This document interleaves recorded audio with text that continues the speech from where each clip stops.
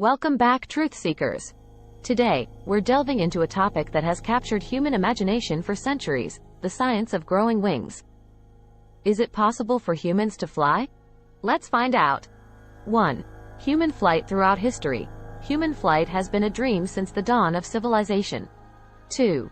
The anatomy of flight. To understand flight, we must first grasp the anatomy of birds and bats. 3. Human-powered flight. Early experiments with human-powered flight, such as the ornithopter.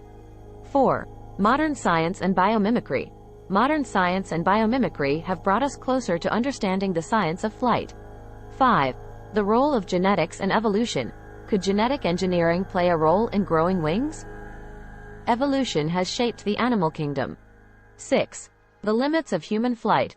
While science has made incredible strides in aviation, growing wings remains a dream. 7. Achieving flight through technology.